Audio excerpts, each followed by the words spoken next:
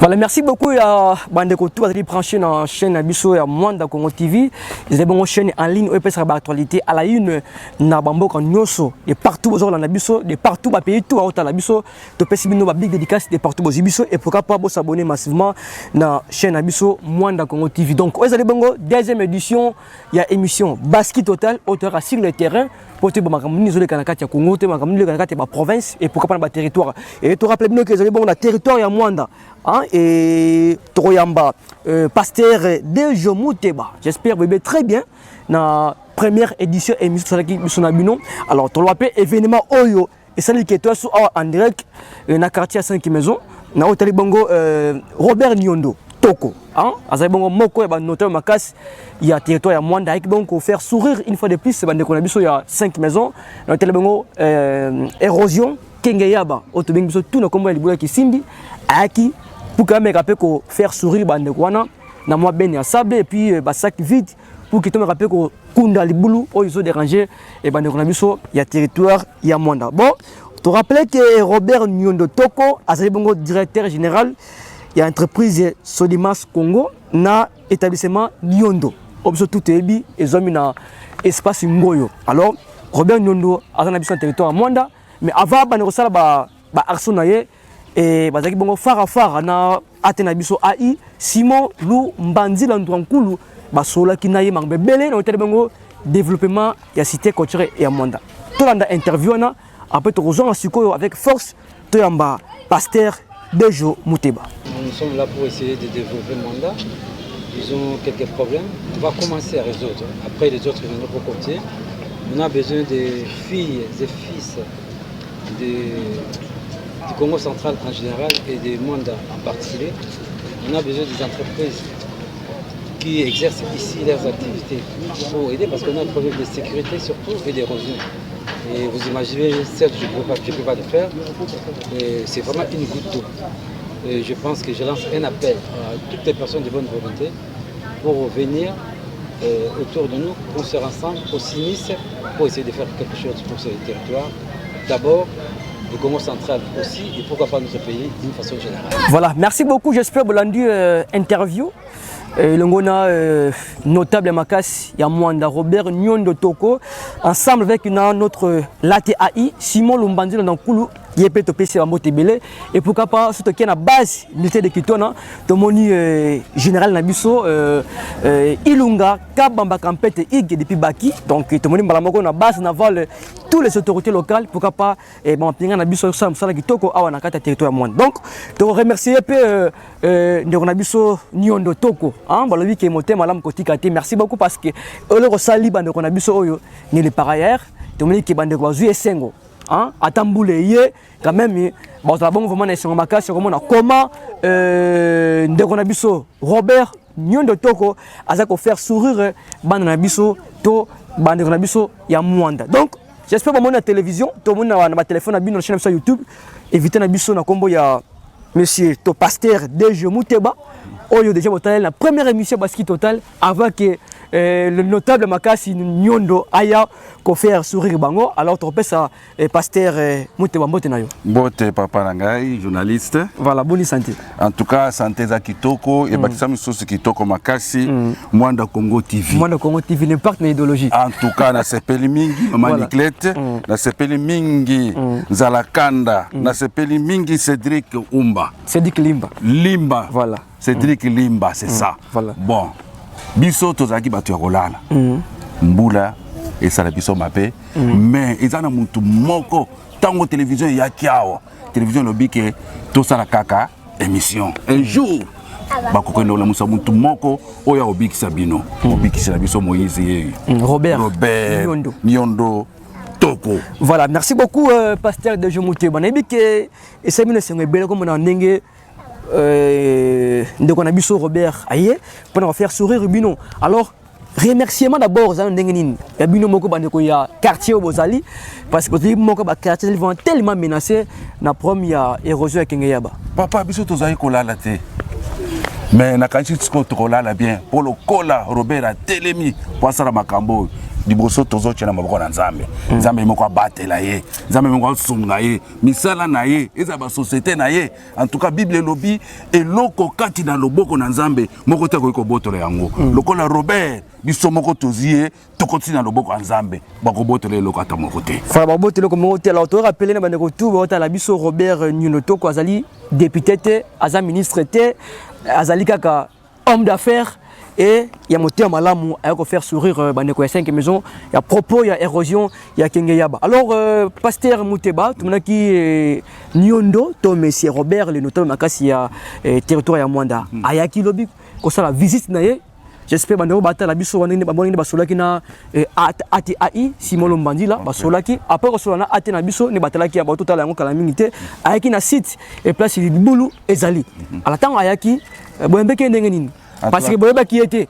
to yambaki kitoko biso to monaki nanu yete biso to moni kaka sableye biso to moni kaka basake yeye na to moni yete tant to monaki biloko wana to sepela makasi parce que ça fait beaucoup de décennies. Oh, il boulot ils ont ça ma place dans ton monnaie le roboité. Dans ton monnaie ta camion mon quoi sable été. Mais tant ton monnaie qui présente sa camion sable, ton monnaie ba sac et c'est nous qui ma casse. Mais comment on a y papa? C'est ce périmètre mingi qu'on les kakutu. Est-ce que vous êtes au courant que mutumo revient à combat Robert Nondio? Papa nangai. Oh biso tozolo ba pour la télévision oyo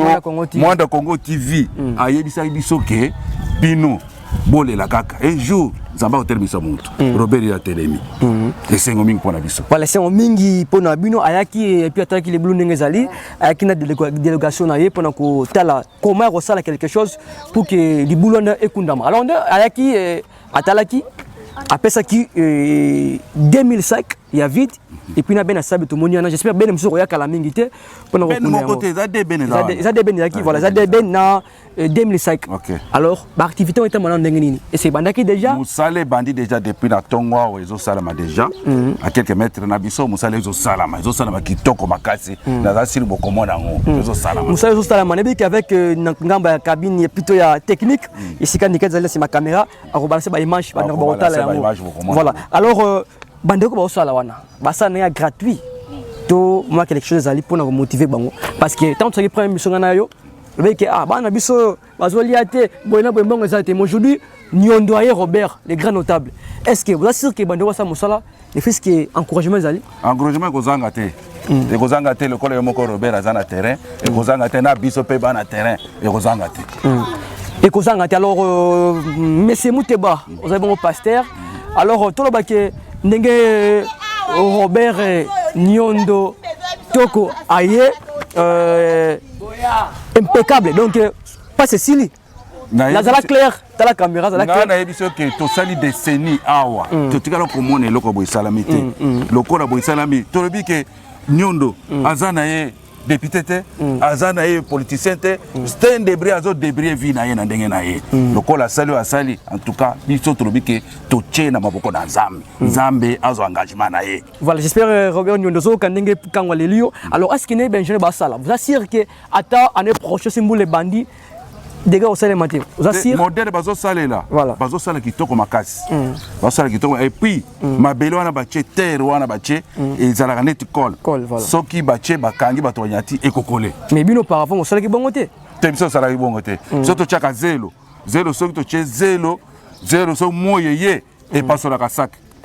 mais oh mabelo wana moyeye soki pasuka ezate en tout cas Nyondo aza implice pour na bana ya Mwanda. Alors to ba ke libule ko kuna manyoso donc même bat boleka la bango belé ba pousse ko leka tant musala aussi là batu ba ko leka télévision oyo Mwanda Congo TV akoya ko la susu ndenge ba moto zo leka ndenge camion zo leka grâce à Nyondo alors tu dis que tu rappelles ba retour que les grands notables directeurs entreprises Sodimas et na entreprise Nyondo a pesi 2005 il y a vide